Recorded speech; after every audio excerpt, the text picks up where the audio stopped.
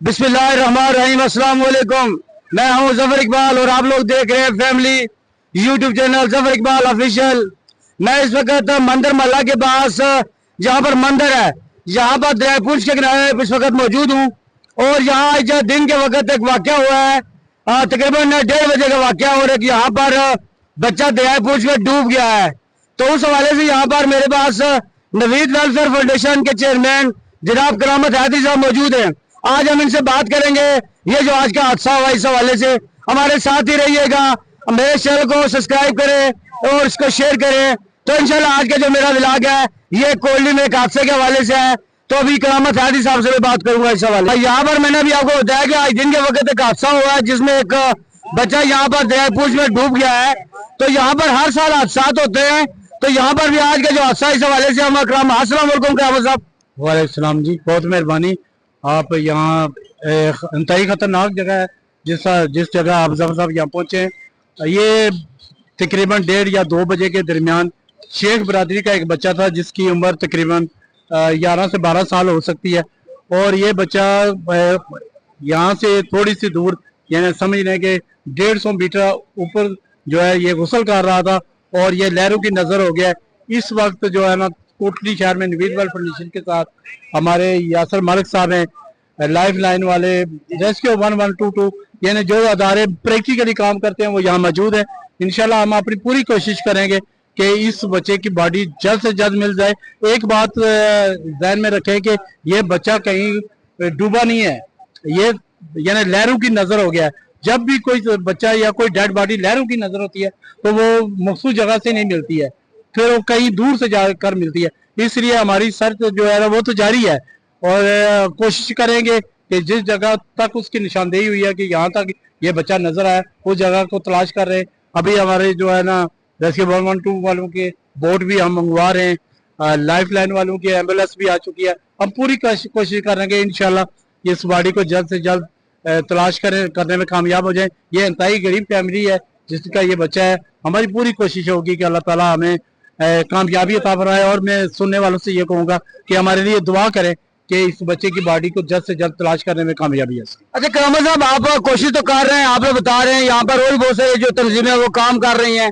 अभी तक का जो काम हुआ वो उस हवाले से आप किस हद तक मुतमईन है? देखिए हमारे हाथ में वो कोई ऐसी चीज तो नहीं है या जदीद जो तरक्की का सामान है या तरबियत याफ्ता जो तराक है वो तो हमारे पास नहीं है, रेस्क्यू 112 वालों के पास भी नहीं है। ये बैड लक है कि हमने गुज़िश्ता मेरे ख्याल में अक्टूबर में मैंने डिप्टी कमिश्नर साहब और यहाँ जो असास अदारे उनसे रिक्वेस्ट की थी कि नवीद वेलफेयर फाउंडेशन के जो तराक के तैरने वाले लड़के इनको ट्रेनिंग दी जाए और जो गोताखोरी का सामान होता है किट वो इस्तेमाल करें और फौरी तौर पर रेस्क्यू करें। अब हमारे पास वो चीज़ नहीं है जिसकी वजह से हम जो है ना देसी तरीके से जो है ना आपने वो तलाश कर रहे हैं। जो हमारे डाइवर हैं जो 1 मिनट या 1.5 मिनट तक वो दरिया के अंदर जा सकते हैं वो डाइव कर चुके हैं। और उम्मीद यही है कि जल्द से जल्द हम इस बॉडी को तलाश कर लेंगे। बाकी इंशाल्लाह जैसा मैंने आपको पहले बता दिया कि ये बॉडी जो बच्चा है ये लहरों की नजर हुआ है, इसकी मखसूस जगह नहीं है। तो इसके लिए मैं ये भी नहीं कह सकता कि गोताखोर ही कामयाब होंगे। ये इसी तरह का हादसा है जैसे कि शहजाद साहब का हुआ था डडियाल वाला, वो आपको पता है, तो वो भी लहरों की नजर हो गए थे। जो चीज लहरों की नजर में हो जाती है जो बॉडी, उसका तलाश करना थोड़ा सा मुश्किल होता है। इंशाल्लाह हमारी पूरी कोशिश होगी कि हम इस बॉडी। अच्छा करामत साहब, ये बरसात का मौसम है, तो यहाँ पर इस वक्त बारिश भी होती है, तो उसमें ये वाला अगर पानी ज्यादा आ जाता है तो उस वक्त आप क्या सूरत हाल है आपके पास इस तरह की बंदोबस्त की?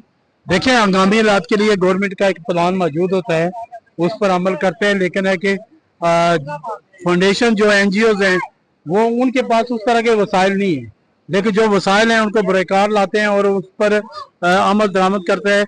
यासर साहब को भी पता है कि हमारा ज्यादातर जो नुकसान होता है, आप भी थलेर से तले रखते हैं, वो नुकसान उस वक्त होता है जब खासा सरकार समझ का तजावजात की जाती है और दरिया के अंदर जाकर मकान बनाए जाते हैं। ऐसी सूरत हाल में जब तो यहाँ नहीं आएगी तो ये जो हमारा थलेलाट का पुल था देखा है ना वो 2014 का, उसको किस तरह बहा कर ले गए। ऐसी सूरत हाल के लिए गवर्नमेंट को भी चाहिए इंतजामिया को चाहिए कि इस तरह की इजाजत ना दें। कोई बहुत गरीब है, कोई मिस्कीन है, अगर आप खुदाता से तो उसको मुतबादल जगह दें, सेफ जगह दें। दरिया के अंदर, नालों के अंदर लोगों ने मकानात बनाए हुए हैं, जगह पर कब्जा किया। ये खासा सरकार गवर्नमेंट की जगह होती है और इस पर मैं कहूंगा कि इस पर अमल दरामद कर। मैं चाहूंगा कि यासिर साहब इस हवाले से जरूर बात करें। इनसे बात करेंगे। अस्सलाम वालेकुम यासिर साहब। वालेकुम सलाम जी। अच्छा यासिर साहब, प्लीज आप ये बताइएगा कि आपकी जो तंजीम है, पहले अपना नाम बताइएगा। जी, लाइफलाइन फाउंडेशन। हम अच्छा, लाइफलाइन फाउंडेशन के हवाले से यासिर साहब मौजूद है। अब पहले तो करामत आदि साहब वो बता रहे थे अपना नवीद वेलफेयर फाउंडेशन के हवाले से। अब लाइफलाइन के हवाले से ये बात बताएंगे कि इनकी जो तंजीम है वो किस तरह काम कर रही है अभी यहाँ पर। यकीन माने कोटली क्या पूरे आजाद कश्मीर में लाइफलाइन नवीद वेलफेयर फाउंडेशन के मुकाबले में, मतलब ये जो दरिया से डेड बॉडियां निकालना या लोगों को रेस्क्यू करना, इनसे बढ़कर कोई काम नहीं कर रहा। इसके लिए मैं करामत हैदी साहब को और उनकी पूरी टीम को खराज तहसीन पेश करता हूँ। यकीन माने हम भी इनकी सिर्फ हौसला अफजाई के लिए आए, हम इनका साथ खड़े होने के लिए आए ताकि इनके जो है ना जज्बे मजीद तकवीत पहुंचे उनको, और ये और हौसले से काम करें। और हम जो बच्चा डेड बॉडी हुई है, बच्चा फोत हो गया होगा फोत हो गया होगा वो बच्चा, तो उसके लिए उसे जल्द से जल्द रेस्क्यू कर सके। हम सिर्फ इनकी हौसला अफजाई के लिए यहाँ पे। यासिर साहब देखें, आज कल महंगाई का दौर है, फंड की बड़ी कमी का मामला है, तो इस हवाले से क्या इस तरह के आपको फंड अवेलेबल है आपके पास जो इस तरह के रेस्क्यू का ऑपरेशन करने के लिए? फंड्स तो हमारे पास इस तरह के नहीं होते, ना हुकूमत की तरफ से। हम नवीद वेलफेयर हमारी ये रजिस्टर्ड एनजीओज हैं, लेकिन हुकूमत की तरफ से उस तरह से फंड तो हमें नहीं जारी किए जाते कि हम किसी भी जो ये आप कह सकते हैं कि हादसे में अपने तौर पे इन्होंने भी अपने पैसों से, डोनर के ताबन से एम्बुलेंसें ली हुई हैं, हमने भी, और इनके पास भी जितना साजो सामान है ये डोनर्स के ताबन से इन्होंने लिया हुआ है। तो ये है कि हुकूमत की तरफ से ऐसा कोई सपोर्ट नहीं होती जी। बाकी ये है कि ज्यादा से ज्यादा लोग जो देख रहे हैं उनसे भी कहूंगा कि अपने बच्चों का ख्याल खुद भी रखें। उनको ये अभी जो ये सीजन चल रहा है, मानसून बारिशें, और कोई पता नहीं होता है कब दरिया में तूफानी आ जाए और मुश्किल बन जाए। तो इसलिए उन जो वालिदैन हैं उनसे भी मैं रिक्वेस्ट करूंगा कि अपने बच्चों का खास ख्याल रखें, अपने बच्चों पे नजर रखें, ताकि ये जो मौसम है या ये जो दरिया का ये सीजन है ये बड़ा खतरनाक है। आगे भी 2-3 जानें नुकसान हो चुकी हैं, मजीद इन जानों से बचने के लिए अपने बच्चों का ख्याल रखें।